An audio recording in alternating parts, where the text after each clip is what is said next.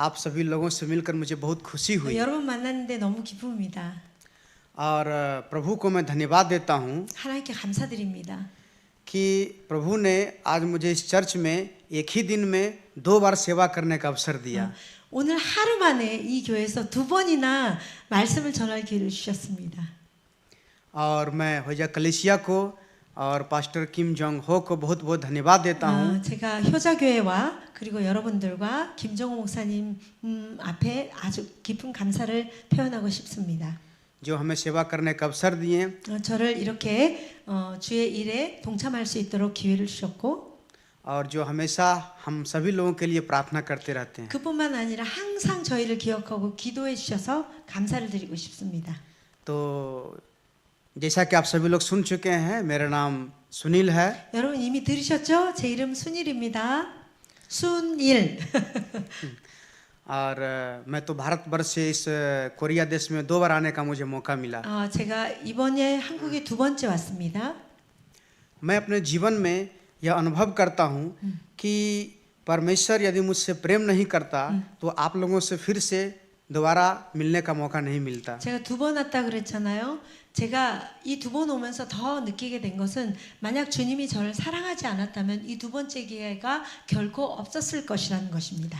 अगर मैं आज आप लोग के बीच में खड़ा हूँ तो ये उस महान परमेश्वर का अनुग्रह है। 제가 여기 서 있는 이유는 딱 하나, 주님이 저를 사랑하셨기 때문입니다. कभी कभी मैं यह सोचता हूँ कि अगर कोरिया देश से आकर के हमारे भारतवर्ष में सुसमाचार नहीं सुनाते तो हमारा जीवन क्या होता। 또 하나 생각하는 것은 만약 한국에서 우리 인도에 와서 복음을 전해주지 않았다면 지금 내가 어떻게 살아가고 있을까라고 생각해 봅니다. तो आइए हम लोग आज का वचन में जाएंगे 오늘 말씀을 먼저 읽겠습니다. और पहला यूहन्ना 요한일서 और उसका 4 अध्याय का 4장 7 से 12 तक मैं पढ़ूंगा। 7절에서 12절까지입니다. हे प्रियो, हम आपस में प्रेम रखें क्योंकि प्रेम परमेश्वर से है।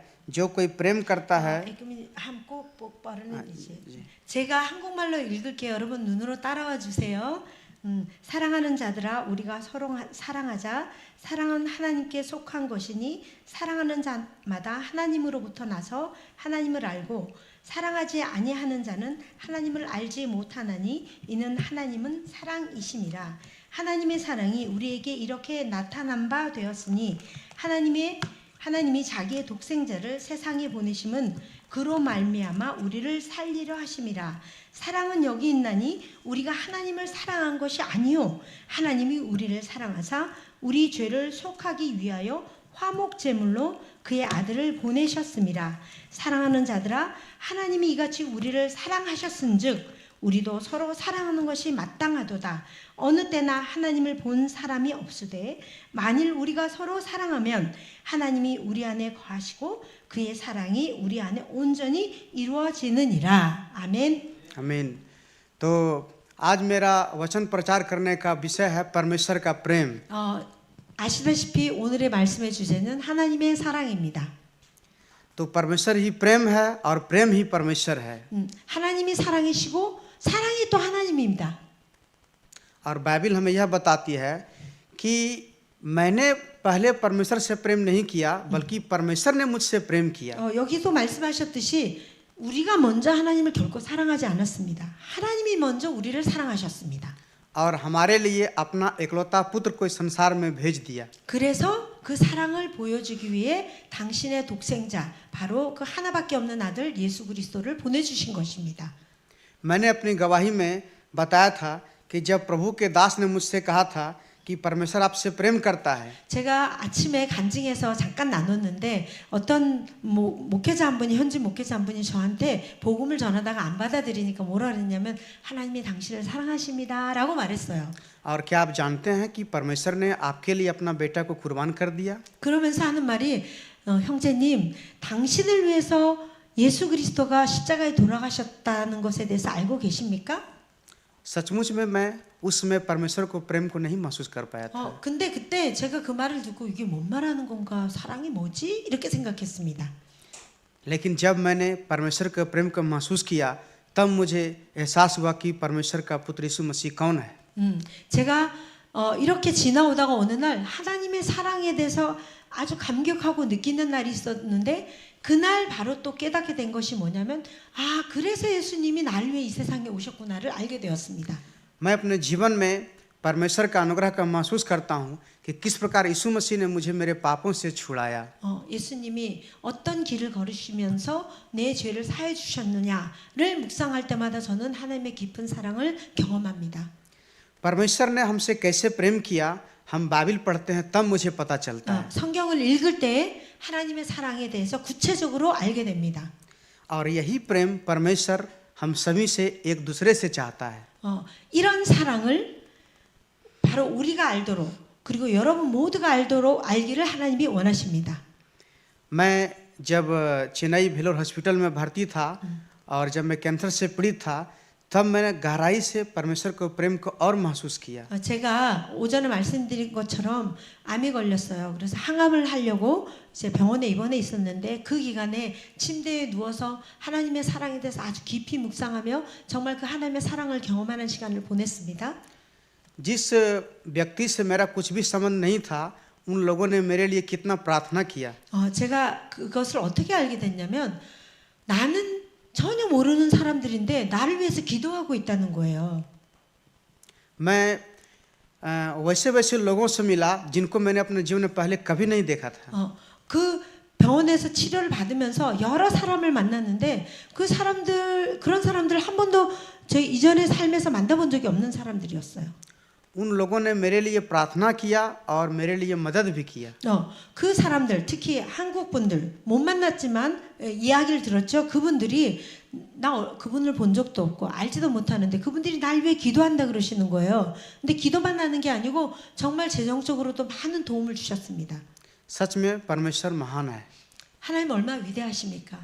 बाइबल बताती है कि तेरे माता पिता भाई बहन सब तुझे छोड़ देंगे लेकिन मैं ना तुझे कभी छोड़ूंगा और ना ही कभी तुझे त्यागूंगा। 성경에도 말씀하지 않았습니까? 네 부모와 네 형제가 너를 버려도 나는 너를 결코 버리지 않고 너를 떠나지 않겠다라고 말씀하셨습니다. जब हम इस संसार में देखते हैं तो पाते हैं कि आज भाई भाई में प्रेम नहीं है। 우리 세상에도 보세요. 자기 친형제 친자매하고도 사랑 안 하고 미워하잖아요. आस पड़ोस में प्रेम नहीं है। 그리고 이웃도 절대 사랑하지 않습니다. लेकिन हम अपने जीवन के द्वारा दिखा सकते हैं कि परमेश्वर का प्रेम क्या है। 그런데 여러분 앞에 하나님의 사랑을 보이는 증거가 바로 여기 있습니다. 그 사랑 때문에 제가 살아났습니다. जब मैं बीमार पड़कर हॉस्पिटल में भर्ती था उस समय मैं अपने बेड पर पड़े पड़े सोचता था और परमेश्वर से कहता था कि परमेश्वर मेरे जीवन में यह समस्या क्यों आ गया। 그때 제가 항암을 하면서 하나님 앞에 울면서 기도했어요. 하나님, 내가 뭐 나쁜 짓 한 것도 아닌데 내 삶에 이런 어려움이 왜 왔을까요? 라고 울면서 기도했습니다. परमेश्वर का आवाज मेरे कानों में सुनाई दिया क्योंकि मैं तुझसे बहुत प्रेम करता हूँ। 근데 주님의 대답은 딱 하나였어요. 내가 너를 사랑한다. 이거였습니다. और मैं मन ही मन परमेश्वर से प्रार्थना करता था। 그래서 마음을 다해 주님께 기도했습니다. और मैं उस समय 아유ब के जीवन को याद करता था। 그때 그 욥이 당한 고난에 대해서 생각해 보았습니다. सचमुच में शैतान ने 아유ब के जीवन में कितना दुख और कितना परीक्षा को डाला। 그 욥은 자기가 잘못한 것이 아니라 사탄이 욥을 시험했거든요. 아유ब को 7 बेटा 3 बेटी और 14,000 भेड़ बकरियां भी था। 7 아들과 3 딸이 있었고 14,000 14,000 숫자를 힘들어 말하는데 숫자가 되게 어려워요 저한테는. 네, 그런 하여튼 많은 양과 염소들이 있었습니다. और उसके बाद उसके पास बहुत सारा राज और बहुत सारे वो धन का मालिक भी था। 그 지역이 아주 가부했습니다. और शैतान ने सब कुछ उसका छीन लिया। 그런데 사탄이 하나님의 허락을 맡아갖고 그거 다 빼앗아 갔습니다. यहाँ तक कि उसकी पत्नी ने भी उसे परमेश्वर को छोड़ देने के लिए कहा। 근데 그때 이 모든 것을 자식과 재산을 다 잃어버렸을 그때 그 부인이 자기 부인이 욥한테 말합니다. 당신이 믿는 하나님이 어디 있습니까? 하나님 버리세요. 이렇게 얘기했습니다. और अंत में पत्नी ने भी उसका साथ छोड़ दिया। 근데 부인도 이를 떠났습니다. फिर भी अय्यूब अपने जीवन में परमेश्वर के प्रति कभी नहीं कुड़कुड़ाया। 근데 욥은 결코 하나님을 원망하거나 하나님께 불평하지 않았습니다. उसने परमेश्वर से कहा कि मेरा इस संसार में कुछ नहीं है, 그가 고백하기를 주님 내가 빈 몸으로 왔으니 मैं माँ के पेट से नंगा ही निकला था और मैं नंगा ही चला जाऊंगा। 우리 엄마 뱃속에서 아무것도 입지 않고 태어났습니다. 벌거벗고 태어났습니다. अय्यूब अपनी- 그리고 내가 돌아갈 때도 아무것도 입지 않고 죽을 것이라는 것을 내가 알고 있습니다. उस समय प्रभु अय्यूब प्रभु से कहता है कि हे प्रभु मेरा इस संसार में कुछ नहीं है, जो मेरा है सब तेरा है। 그러면서 고백한 것은 이 세상에 내 것이 하나도 없습니다. 지금 혹시 내 것이라 한다 할지라도 그건 다 주님의 것입니다라고 고백합니다. अय्यूब अपने पत्नी से कहता है कि क्या जिस परमेश्वर से हम सुख लेना चाहते हैं, क्या उससे हम दुख ना लें। 그때 그 부인이 막 불평할 때 뭐라 그러냐면 주님이 나에게 한 번도 나를 배신하고 나에게 슬픔을 주시 않았는데 내가 그분에게 슬픔을 드리랴 이렇게 고백을 합니다. इन बातों में अय्यूब ने परमेश्वर को कभी नहीं कोसा। 그러니까 이 모든 욥의 이야기들을 들어보면 한 번도 하나님을 향해서 불평하거나 원망하거나 반대하는 말을 하지 않았다는 것입니다. और फिर अंत में देखते हैं कि परमेश्वर ने अय्यूब से कितना प्रेम किया। 나중에 알게 됩니다. 하나님이 욥을 얼마나 사랑하셔서 그를 다시 회복하시는지. जितना उसका धन संपत्ति बेटा बेटी था सब उसको अंत में लौटा दिया। 다시 그에게 그 많은 재산과 자녀들을 똑같이 그보다 더 많이 주십니다.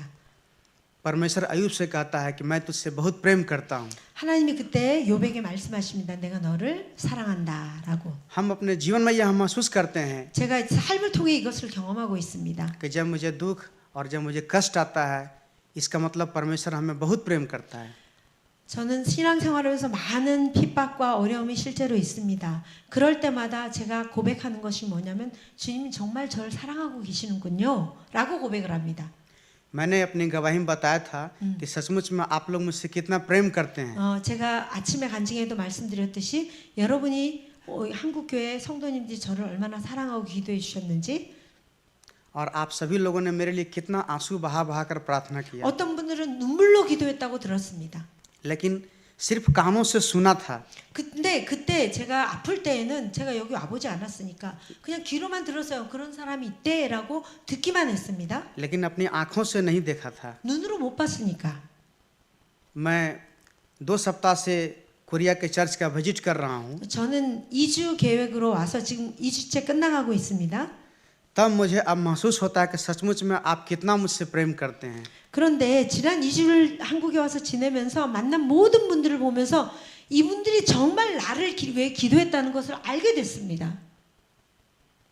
आप लोग कितना मेरे लिए आंसू बहा बहा कर प्रार्थना करते 어떤 हैं। 분들은 진짜 울면서 열심으로 새벽마다 기도해 주셨는지. कभी कभी मैं सोचता हूँ कि आपका और मेरा रिश्ता क्या है। 근데 생각해 봤어요. 여러분하고 나하고 무슨 관계가 있습니까? मेरा देश अलग, आपका देश अलग। 여러분의 나라도 다르고 내 나라도 다른데. मेरा भाषा अलग, आपका भाषा अलग। 내 말도 다르고 여러분 말도 다르잖아요. मेरा रंग अलग, आपका रंग अलग। 제 피부 색깔과 여러분의 피부 색깔은 엄연히 다릅니다. तो क्या कारण है कि आप लोगों ने मेरे लिए प्रार्थना किया होगा? 근데 도대체 무슨 이유로 나를 위해 기도해 주셨습니까? इसका जवाब परमेश्वर ने दिया, क्योंकि मैं 여기에 대해서 주님이 답을 주셨습니다. ये परमेश्वर का प्रेम है। 이것은 바로 우리 주님의 사랑입니다. सचमुच में परमेश्वर हमसे बहुत प्रेम करता है। 정말로 주님은 우리 모두를 정말로 사랑하십니다. मैं पिछला सप्ताह जब एक कलीसिया गया और उस कलीसिया का नाम सारंग चर्च था, 제가 지난주에 사랑의 교회라는 곳에 가게 되었었습니다. तो वहाँ के जवान लोगों ने जो आप ही लोग की तरफ जवान थे मुझसे एक सवाल किया। 여러분처럼 그 청년부 모임에 갔었는데 그 청년 중에 한 명이 저한테 질문을 했어요. कि आपने पास्टर का काम क्यों चुना? 아니 목사님 어떻게 하다 목사가 되셨어요? 이렇게 물어봤습니다. मैंने जवाब दिया, 제가 대답했습니다. अगर मैं पास्टर का काम नहीं चुनता तो आप लोगों से नहीं मिल पाता। 내가 만약 목사가 되지 않았으면 여러분과 어떻게 만날 기회가 있었겠습니까? क्यों मिला? क्योंकि परमेश्वर के प्रेम के कारण। 이 이유는 딱 한 가지입니다. 예수님의 사랑 때문이었습니다. अगर मैं कुछ जॉब करता, अच्छा नौकरी करता, तो सिर्फ अपने परिवार तक ही सीमित रहता। 만약 제가 대학을 졸업하고 어떤 직업을 가지고 열심히 직장을 다니며 돈을 벌었다면 저는 이렇게밖에 못 살았을 거예요. 내 가족 챙기고 내 자녀 챙기고 내 일신의 그 필요한 것들을 챙기고 살았을 겁니다. तो हम दुनिया में देखते हैं अच्छे अच्छे लोग जॉब करते हैं, अच्छा पैसा भी कमाते हैं, 제가 세상에도 그런 사람을 많이 봅니다. 공부 열심히 해서 좋은 그 학교 나와서 직장 얻고 돈 많이 벌고 결혼도 잘하고 자녀들 많이는 아니지만 낳고 잘 먹고 잘 사는 사람들 봅니다. अच्छा से अपने परिवार को भी खुशीपूर्वक रखते हैं। 엄청 행복해 보여요. 항상. जब मेरी पढ़ाई पूरी हुई, 제가 공부를 다 마쳤을 때 मेरा उसमें उम्र 24 साल था। 그때 24살이었습니다. मैं बिल्कुल युवा था 젊었습니다. और मैं कॉलेज की पढ़ाई करने के बाद तुरंत अपने घर आया था। 그런데 제가 24살이면 젊었음에도 불구하고 공부를 마치고 도시로 직업을 가지러 안 가고 마을로 돌아오게 되었어요. लेकिन उस समय मैंने प्रभु की सेवा को चुना। 근데 그때 예수님을 믿고 세웠고 सेवा मैंने अपने पास्टर की सेवा को चुना। 제가 그때 선택했던 게 뭐냐면 다른 좋은 직장이 아니라 주의 종이 되기로 결정을 했습니다.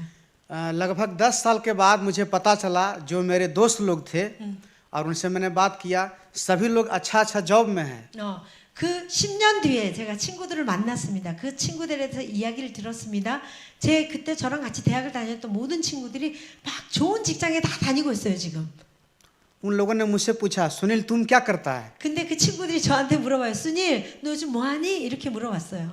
मैंने बोला मैं बहुत महान काम करता हूँ, 나 아주 위대한 일을 하고 있어 라고 대답했어요. मैं परमेश्वर का सेवा करता हूँ। 나 주님의 사역자로 살고 있어.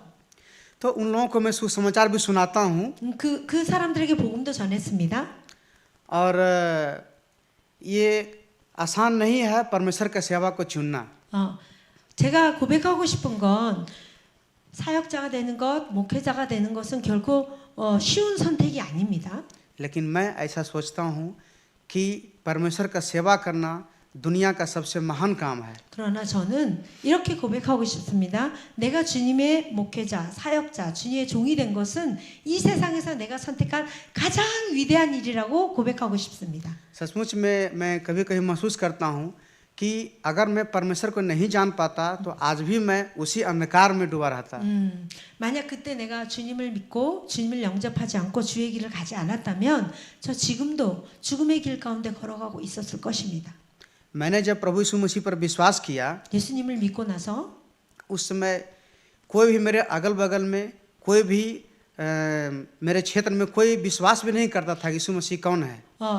제가 저희 말에 1호 신자거든요. 1호 예수님을 영접한 그러니까 저희 주변에 어느 누구도 예수님을 믿는 사람이 없었고 예수님의 이름을 아는 사람도 없었어요. लेकिन मैं कभी अपने खुद पर घमंड नहीं करता हूँ। 그러나 저는 결코 이 사실에 대해서 교만하게 자랑거리로 삼지 않습니다. मैं यह सोचता हूँ कि परमेश्वर ने मुझसे प्रेम किया 그냥 단지 이거 하나만 생각합니다. 주님이 나를 사랑하셨구나. और उसी प्रेम को मैंने सभी लोगों के बीच में बांटा। 그래서 그 사랑, 받은 사랑에 견딜 수가 없어 제가 주의 일을 하며 이 사랑을 다른 사람에게 드러내고 보이고 있습니다. तो यहाँ तक मेरी पत्नी भी विश्वास नहीं करती थी। 제가 결혼했을 때에도 제 부인조차도 믿지 않았습니다. तो मेरी पत्नी भी बहुत धार्मिक प्रवृत्ति की आदमी थी। 왜냐하면 우리 부인은 힌두 신과 여신을 섬긴 아주 경건한 힌두교 신자였거든요. लेकिन फिर मैंने उसे भी सुसमाचार सुनाया। 그런데 결혼하고 나서 제 부인에게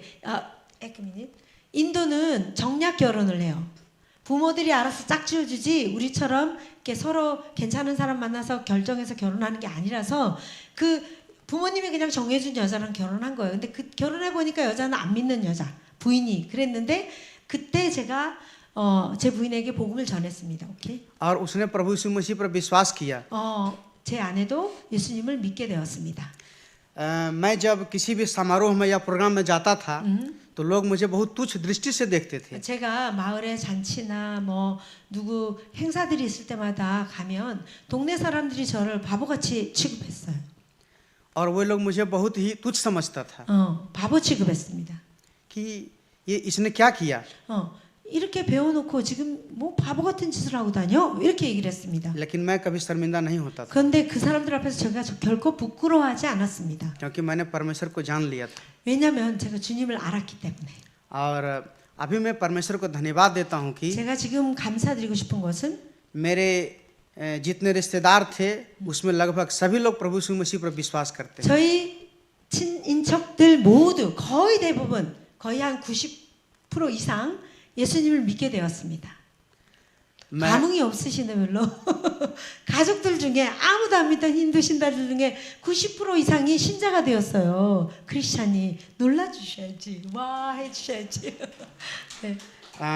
जब बाइबल में देखते हैं प्रभु यीशु मसीह एक जगह जाता है और बहुत बड़ी भीड़ में वो देखता है कि वहाँ बहुत बड़ी भीड़ है 예수님이 이 땅에 오셨을 때 많은 곳에 가셔서 일을 하셨잖아요. 근데 예수님이 가는 곳마다 무리들이 많이 모였습니다. और उसको लोगों पर तरस आती है 그런데 주님이 그들을 볼 때마다 불쌍히 여기셨어요. क्योंकि उनका कोई रखवाला नहीं है 왜냐하면 그들을 돌보는 어느 누구도 없었기 때문입니다. प्रभु यीशु मसीह कहता है 예수님이 말씀하십니다. परमेश्वर पके खेत बहुत हैं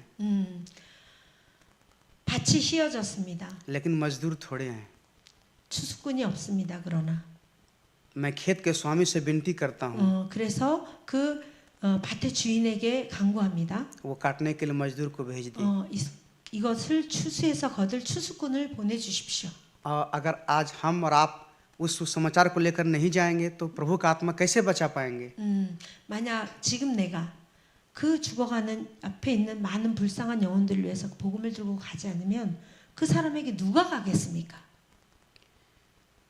और मैं अपनी गवाही में बता चुका हूँ कि जब मैंने प्रभु यीशु मसीह पर विश्वास किया उस समय बहुत सारा दुख सताव और परीक्षा भी माओवादी के समय आ गया 제가 오전에도 말씀드린 것처럼 제가 예수님을 믿고 가장 크게 제 위협을 했던 사람이 누구냐면 그 불법 공산주의자 그 리더였어요. 왜냐하면 인도는 공산주의가 허용되지 않아요. 민주주의 국가인데 공산주의라는 것은 불법으로 행해진데 공산당의 가장 큰 특징은 뭐예요? 신은 없다잖아요. 그러니까 그 공산당이 하나님을 믿는 이 사람들이 이해가 안 되는 거예요. 그래서 제일 먼저 타겟 삼아서 죽이려고 했습니다. एक दिन मैं उस माओवादी के घर में गया और मन ही मन प्रार्थना करते गया 근데 제가 그 사람 앞에서 막 용기를 내 갖고 예배를 갔다고 말씀드렸잖아요. 근데 못 들으셨어요? 오전에 들으셨잖아. 그죠? 근데 그 어느 날 어떤 일이 있어서 그 집에 갔어요. 근데 그 집에 기도할 거리가 생긴 거예요. 그래서 제가 기도를 해드렸어요. 그분한테. और वो मुझे बहुत खतरनाक नजरों से देख रहा था 근데 그 사람이 나를 막 무서운 눈으로 째려보면서 내 기도를 보고 있었어요. और उस समय मैं उसके परिवार से जाकर के मिला 그러나 기도를 마치고 그 가족들과 이야기를 나눴습니다. और उसके परिवार में एक बेटा था 그 가족의 아들이 하나 있었는데 मैंने उससे प्रेम किया और उसको अपने स्कूल में पढ़ने के लिए प्रेरित किया 제가 미션스쿨 교장인데 그 아이가 공부를 안 하고 있었어요. 그래서 그 아이를 초청해서 우리 학교에 와서 공부할 수 있도록 이끌었습니다. और उसकी पढ़ाई के लिए कुछ मदद भी किया 그리고 아이가 좀 늦게 배움을 시작해서 처져서 제가 따로 불러다가 개인적으로도 막 가르쳐 줬습니다. धीरे-धीरे वह संडे स्कूल में आने लगा 그 아이가 우리 교회 주일학교를 나오기 시작했어요. और अभी पूरी पढ़ाई करने के बाद उसने एक अच्छा जॉब भी पाया 근데 그 아이가 지금 학교를 다 졸업하고 지금 직장도 다니게 되었습니다. और उसके पिताजी जो पहले विरोध करता था उसने जो उसका बुरा काम था उसने करना छोड़ दिया 그런데 이 모든 과정을 보더니 그 공산당 리더인 그 양반이 자기가 따르던 공산주의를 버렸어요. 이거는 소용없는 거구나 하고 버렸습니다.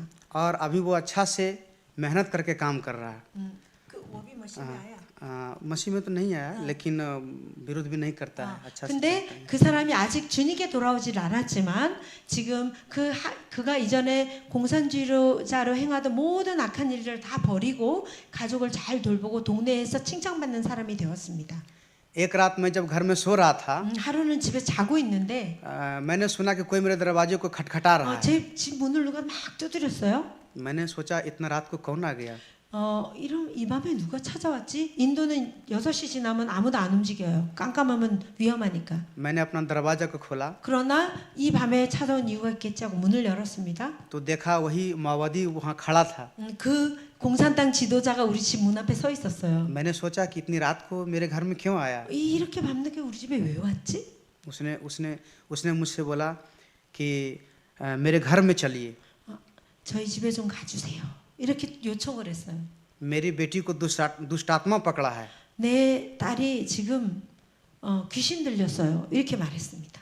मुझे विश्वास है कि आप प्रार्थना करेंगे वो चंगे हो जाएगी। 근데 그분 입으로 뭐라고 고백을 하냐면 목사님이 우리 집 와서 우리 딸을 위해서 기도해 주면 우리 딸에게 있는 귀신이 쫓겨나갈 것 같아요. 꼭 와주세요. 그랬어요. क्योंकि उसने चर्च में कई बार लोगों को चंगाई होते हुए और दुष्ट आत्मा से चंगाई पाते हुए देख चुका था। 왜냐면 그 부분이 공산당이지만 교회에서 무슨 일이 있나 계속 살펴봤잖아요. 근데 어떨 때 보면 이렇게 병든 사람이한테 기도해 주는데 나아서 가고 또 어떤 때는 귀신 들린 사람이한테 기도해 주는데 귀신이 나가는 거예요. 그걸 이미 본 거예요.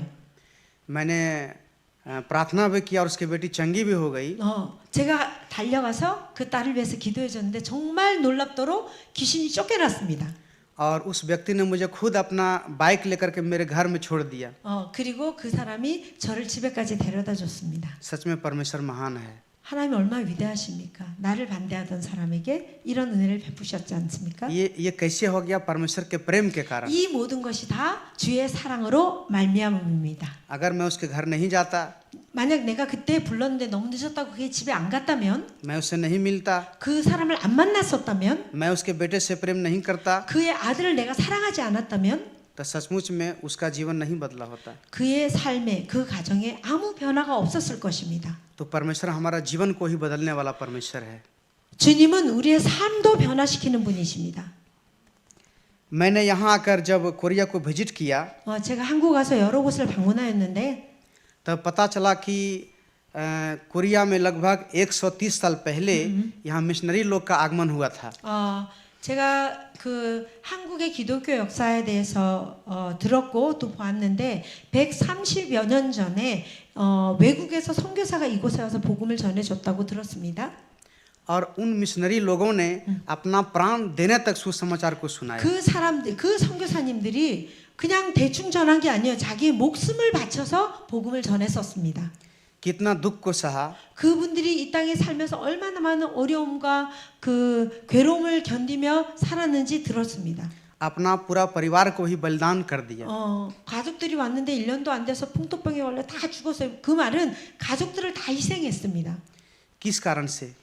도대체 무슨 이유로 그렇게 했느냐? इस कारण से कि परमेश्वर ने उन लोगों से प्रेम किया 제일 먼저는 하나님이 그분들을 사랑하셨습니다. और उसी प्रेम को बांटने के लिए कोरिया देश में भेज दिया। 그분들이 그 사랑을 가지고서 견딜 수가 없어서 이 한국에 있는 한국 사람들을 그 사랑을 나눠주려고 온 것입니다. वे लोग कोरिया देश में आकर सुसमाचार को सुनाया 한국에 와서 복음을 전했고 और उसका प्रतिफल आज देखने को मिल रहा है। 그 열매를 오늘 우리가 모두 보고 있습니다. 여러분입니다. 그 열매. कितना कलीसिया बन गया 얼마나 많은 교회들이 한국에 생겼습니까? और कितने लोगों का आत्मा नाश होने से बच गया। 죽음으로 멸망으로 달려가던 그 영혼들이 얼마나 많이 구원을 받았습니까? आज जब संसार में देखते हैं तो पाते हैं कि आपस में प्रेम नहीं है। 세상 사람들은 서로 사랑 안 해요. 아까 말한 것처럼 형제도 사랑 안 해, 이웃도 사랑 안 해, 아무도 사랑 안 합니다. आपस में लड़ाई झगड़ा करते हैं। 맨날 싸워요. 무슨 이슈를 가지고? क्यों? क्योंकि उन लोगों ने परमेश्वर को प्रेम का अनुभव नहीं किया। 왜냐하면 주님의 사랑을 한 번도 경험해 보지 못했기 때문입니다. आज हम लोग जब इंडिया में सेवकाई करते हैं 제가 오늘날 인도를 위해서 사역하고 있습니다. तो कई प्रकार के विरोधी लोग हैं। 저희를 반대하는 사람이 많습니다. 여러 다방면으로. RSS, बजरंग दल, विश्व हिंदू परिषद, 지금 말한 모든 이름들이 힌두의 극렬 분자들을 모이며 청년단, 힌두 청년단, 우리는 힘으로 칼로 우리의 종교를 지켜야 한다 이런 사람들이 있어요. और कई प्रकार के लोग जो मसीह को सताते हैं। 그 사람들이 요즘 이건 실질적인 얘기에 와서 협박하고 죽이려고 시도하고 있습니다. हम लोग पिछला सेशन में देख चुके हैं, कलीसिया में घुसकर पास्टर को मारते हैं, उनको पकड़ करके ले जाता है।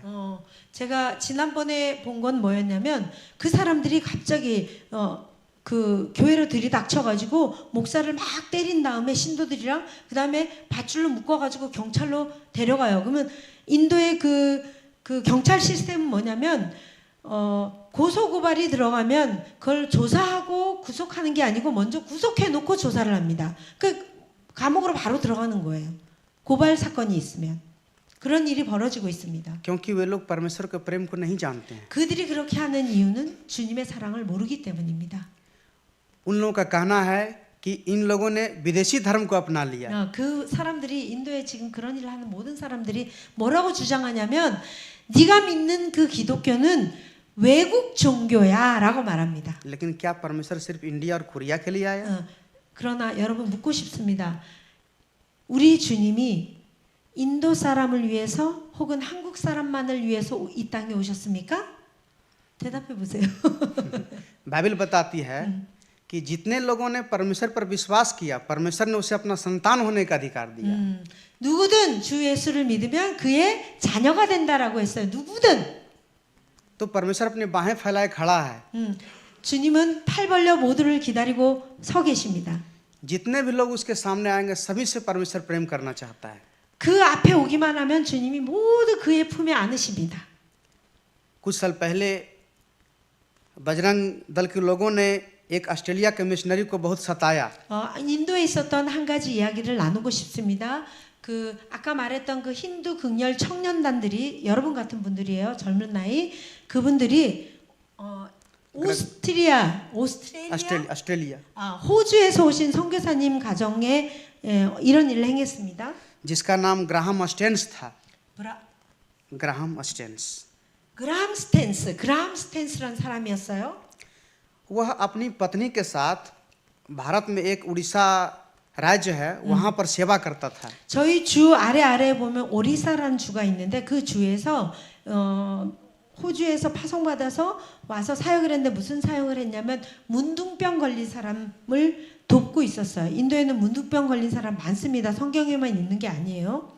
वह गरीब और कोढ़ी के बीच में सेवा करता था। 특별히 그 문둥병 걸린 사람 그리고 그로 인해 그 가족들이 가난해졌으니까 가난한 사람들을 위해서 사역하고 있었는데 जिस कोढ़ से वहाँ सब घृणा करते हैं, 그런데 인도도 문둥병자들 아주 싫어합니다. 가까이 안 오려고 합니다. और उसको घर से बाहर निकाल देते हैं। 그 누가 가족 중에 한 명이 문둥병이 걸리면 치료하려고 안 하고 그냥 쫓아버려요. 밖으로 그러니까 쫓아버립니다. उसे अछूत मानते हैं। अछूत untouchable 이런 사람들을 건드려도 안 된다라고 생각합니다. लेकिन ग्राहम स्टेन्स फिर भी उन लोगों से प्रेम करके उसका सेवा करता था। 그런데 그라함 스탠스와 그의 부인은 이런 사람들까지 돌보면서 주의 복음을 전했습니다. क्यों? 왜? परमेश्वर के प्रेम के कारण। 왜냐하면 그분들 안에 주의 사랑이 있었기 때문에 이런 사람들을 사랑으로 섬겼습니다. क्योंकि परमेश्वर ने उसे एक बोझ दिया सेवा करने के लिए। 주님이 이 그라함 스탠스 안에 이런 사람들을 섬기라는 주님께서 섬기라고 부르셨기 때문입니다. एक रात ग्राहम स्टेन्स उस जंगल में सो रहा था। 그 문둥병자들이 어떤 모여 있는 촌이 있었어요. 촌, 마을. 근데 뭐 이렇게 정확한 집이 있는 게 아니고 대충 천막 같은 거 치고 살았는데 그날 밤도 그 선교사님이 거기 가서 섬기고 밤이 늦어서 돌아오지 못하고 자기 차에서 잠이 들었습니다. क्योंकि उसके पास कोई घर नहीं था, 거기에 집이 없었기 때문에 इसलिए वह गाड़ी में ही सो रहा था। 그냥 차 안에서 잠이 들었어요. और उस समय उसकी पत्नी ऑस्ट्रेलिया में थी। 근데 그 부인은 무슨 일이 있어서 호주로 잠깐 간 사이에 और उसका दोनों बेटा छुट्टी में अपने पिताजी के साथ समय बिताने के लिए आए थे। 근데 아이들이 호주에서 공부하고 있다가 그때는 방학이었어요. 그래갖고 아빠랑 같이 사역하겠다고 인도로 들어온 거예요. 두 아들이. अचानक रात में बजरंग दल के लोगों ने उसका गाड़ी पर हमला कर दिया। 근데 그때 그 이렇게 두 아들하고 아빠가 같이 잠이 들은 거예요. 호주 선교사님이. 근데 그 바즈랑달 아까 얘기했던 힌두 극렬 분자 중에 한 파가 가서 차에다 기름을 뿌리고 불을 질러 버렸습니다. और उसके गाड़ी पर तेल छिड़क कर उसका गाड़ी को जला दिया। 모두 다 타버렸습니다. और ग्राहम स्टेन्स और उसका दोनों बेटा भी उसी गाड़ी में जिंदा जलकर मर गया। 살아있는 채로 거기서 타 죽었습니다. 세 분이. उसकी पत्नी को जब जो ऑस्ट्रेलिया में थी उसके बाद का पता चला वो भारतवर्ष में आई। 그런데 부인에게 이 소식이 전해졌는데 부인이 인도로 왔어요. और जिसने उसके पति को मारा था उस टीम का लीडर का नाम था दारा सिंह। 그 힌두 청년당의 리더의 이름은 다라싱이라는 사람이었는데 그 사람의 재판이 열리는 곳에 부인이 왔습니다. जब कोर्ट में उसको ले जाया गया तब जज ने उसको सजा सुनाया फांसी का। 근데 그때 판사가 뭐라고 그 형량을 구형했냐면 사형을 구형했습니다. और उसकी पत्नी को गवाही देने के लिए कहा गया। 그러면서 부인이 나와서 할 말 있으면 하세요라고 기회를 줬습니다. लेकिन उसकी पत्नी ने कहा प्रभु यीशु मसीह ने हमें क्षमा किया इसलिए मैं भी इसको क्षमा करती हूँ। 근데 그 부인이 그 법정에 증언대에 서서 뭐라고 고백을 하냐면 나 같은 죄인도 우리 주님이 용서하셨습니다. 그래서 내가 이 형제님을 용서합니다라고 고백했어요. और उसकी सजा को आजीवन कारावास में बदल दिया गया। 이 증언으로 인해서 이 사람이 원래 사형을 선고했었잖아요. 근데 2심에서 이 사람이 그 형량이 변경이 됐어요. 무기징역으로. और कुछ दिन के बाद जो दारा सिंह था अपने मन में सोचा 그 다라싱이라는 그 리더가 감옥에 있으면서 생각했습니다. कि जिसके पति को मैंने मारा है उसने मुझे क्यों क्षमा कर दिया। 내가 지 남편을 죽였는데 자기가 뭐라고 날 용서하지? 이렇게 생각을 한 거예요. उसने जेल में ही बाइबिल को मंगाकर पढ़ा। 그래서 생각하다가 도대체 예수란 분이 누구야? 라는 자리에 이르러서 성경을 요청을 해갖고 읽게 되었습니다. और उसने परमेश्वर को प्रेम को महसूस किया। 근데 그 성경을 읽다 그곳에서 주님의 사랑을 깨닫게 되었습니다. और कुछ दिन के बाद जब वह जेल से निकलकर अपने गांव में गया 그런데 उसको थोड़ा कदम बताएंगे. 무기징역이었는데 왜 정치적인 이슈가 있잖아요. 그 이쪽 힌두를 막 지지하는 세력들에서 정치적인 이슈로 이 사람이 어떻게 감형을 받아서 몇 년 후에 감옥에서 풀려나게 됩니다. 그 자기 마을로 돌아갔습니다. और मैंने कुछ दिन पहले सुना था कि वो गांव में यीशु मसीह का सुसमाचार भी सुनाता है। 제가 며칠 전에 들은 얘기로는 그 사람이 자기 마을에 가서 복음을 전하고 있다는 거예요. उसका जीवन बदल गया 그의 삶이 변했습니다. क्योंकि परमेश्वर ने ग्राहम स्टर्न्स की पत्नी को ये हृदय दिया कि उसके गुनाहों को क्षमा करे। 제일 먼저 주님은 어떤 사랑을 보이셨냐? 바로 그 그라함 스탠리의 부인의 마음을 사랑으로 변화시켰습니다. 그 부인이 그 사람을 용서할 수 있는 사랑을 그 안에 부어주셨기 때문입니다. और ये आसान बात नहीं था। 이것은 결코 쉬운 일이 아닙니다. लेकिन फिर भी उसने परमेश्वर के प्रेम के कारण उसके गुनाहों को क्षमा कर दिया। 내가 그 부인은 쪽에서 보면 이게 결코 쉬운 일이 아니었음에도 불구하고 그 사랑에 힘입어서 자기 남편과 두 자녀를 죽인 그 사람을 용서했습니다. क्योंकि परमेश्वर प्रेम है। 왜냐? 하나님은 사랑이시기 때문입니다. इस संसार में जब देखते हैं तो बहुत सारे लोग इस संसार में जन्म लेते हैं और मर जाते हैं। 많은 사람이 이 세상에 태어나고 그리고 죽어갑니다. उनके पास कोई उद्देश्य नहीं है 그 사람들이 사는 목적이 없습니다. कि वो लोग दुनिया में आने का कारण क्या है। 여기 세상에 왜 왔을까요? 그 사람들이?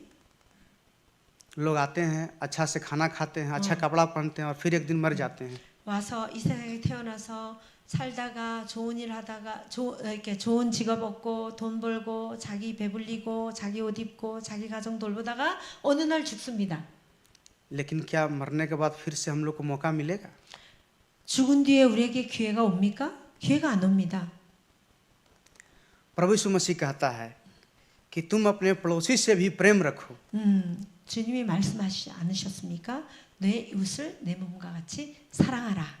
ये हम लोग की जिम्मेदारी है कि जैसे परमेश्वर ने हमसे प्रेम किया उसी प्रकार हम भी एक दूसरे के बीच में प्रेम को बांटें। 우리의 책임, 우리가 해야 할 일이 바로 무엇이냐면 우리가 받은 그 사랑을 바로 그 알지 못하는 그들에게 그 사랑을 보여주는 것입니다. क्योंकि हम लोग पढ़ चुके हैं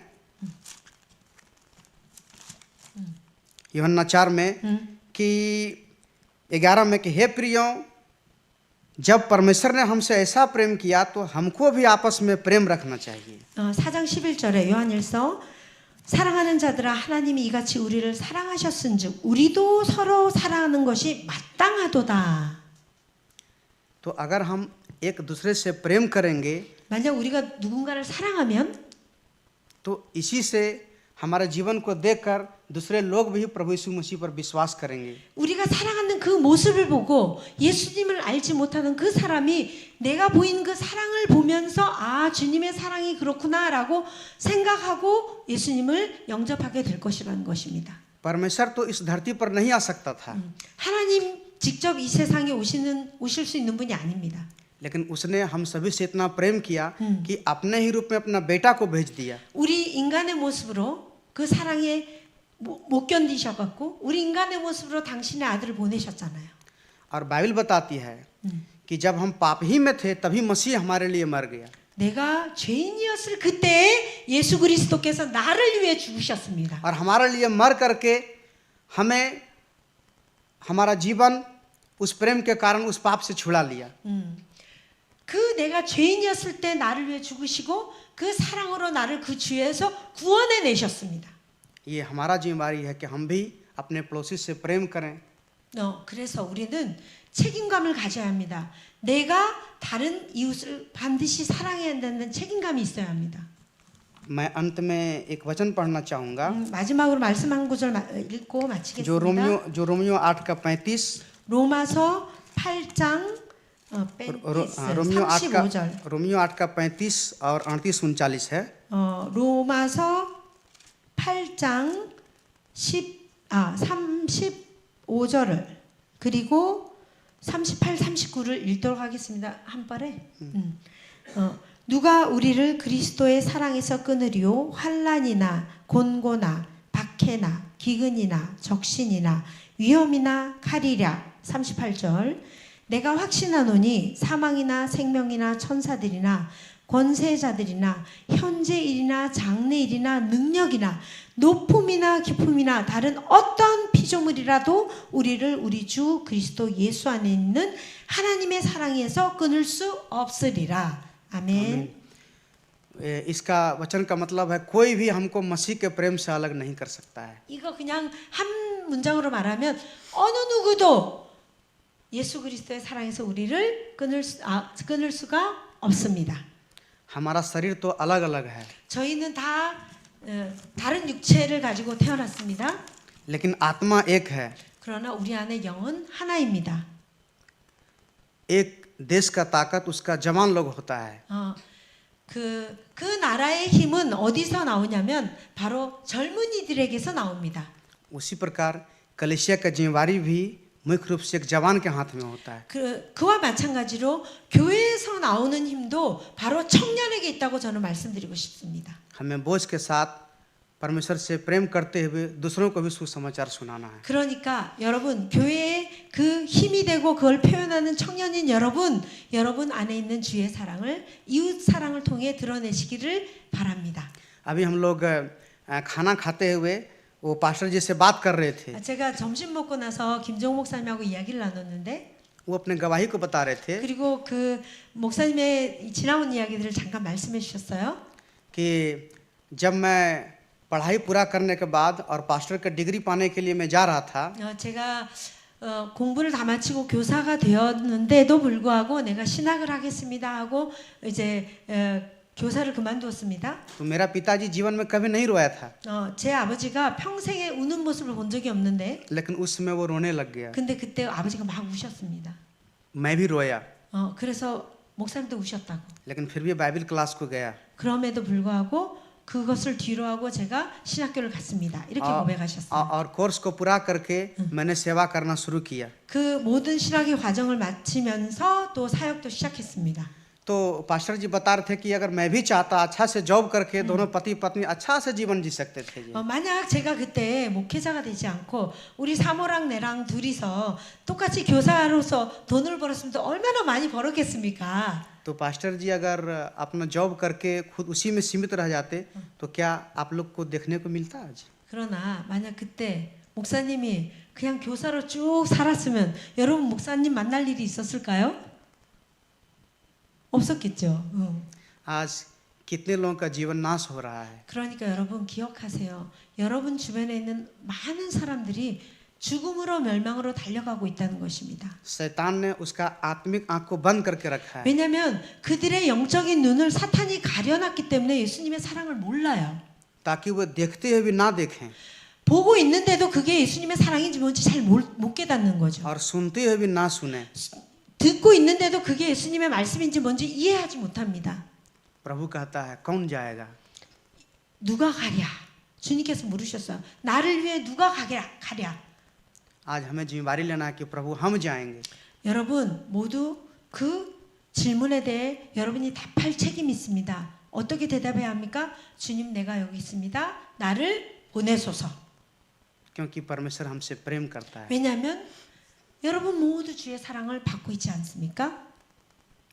तो इसी के साथ मैं आज का मैसेज को समाप्त करना चाहूँगा 이렇게 말씀을 마치려고 하는데요. और मैं फिर से कोरिया कलिसिया और पास्टर किम जोंग हो साहब को बहुत बहुत धन्यवाद देता हूँ। 네, 다시 한 번 더 한국 교회와 그리고 특별히 효자 교회 그리고 우리 김종호 목사님께 감사를 드립니다. कि मुझे होजा चर्च में सेवा करने का मौका दिया 이렇게 효자 교회에서 말씀을 전할 수 있는 길을 주셔서 감사드립니다. और मैं हमेशा आपको प्रेम को कभी नहीं भूलूंगा। 저는 제가 죽는 날까지 저를 향해 베풀어 주신 여러분의 사랑을 잊지 않도록 하겠습니다. और आपके लिए प्रार्थना भी करते रहूँगा। 그리고 한국 교회와 여러분을 위해서 함께 기도하겠습니다.